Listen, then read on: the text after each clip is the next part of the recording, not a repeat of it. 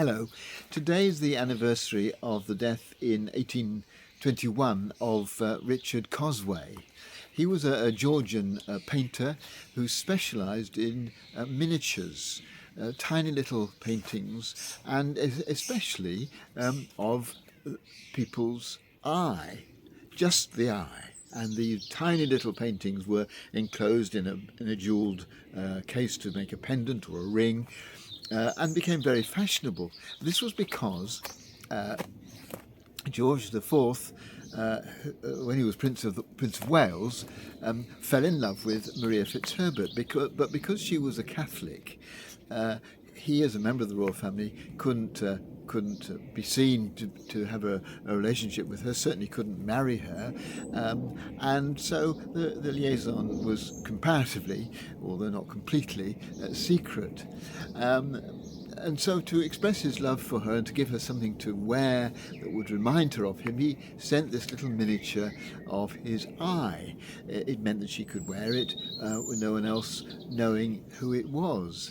And eventually she sent one back to him, and he had a sort of pin, had it on a pin stuck under his lapel, so he knew it was there, but nobody else did. And then when he actually died in 1830,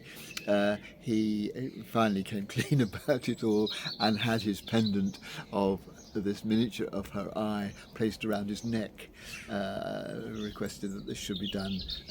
when he died, and was placed in his coffin. It strikes me as very interesting that the eye is chosen by the Prince of Wales and by others who followed his example, as the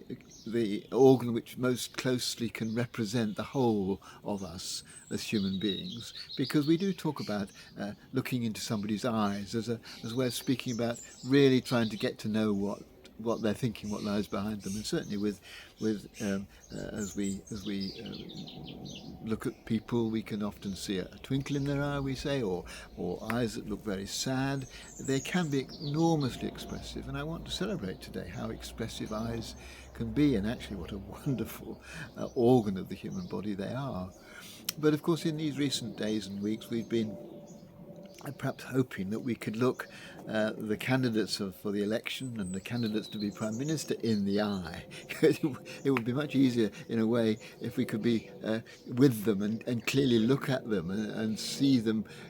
what's going on, as it were, behind the facade that the press and the media present to us, what they're really thinking. But of course, we shall never know, although tomorrow, and I don't know who it's going to be, but I think we all can guess, tomorrow the whole nation will be putting its eyes on the new Prime Minister and wishing him well as he takes on this new office, and hopes that as he uses his eyes to look out at us, so to speak, he does so with a compassion and an understanding and a wisdom that will lead our country into a good and prosperous future for us all.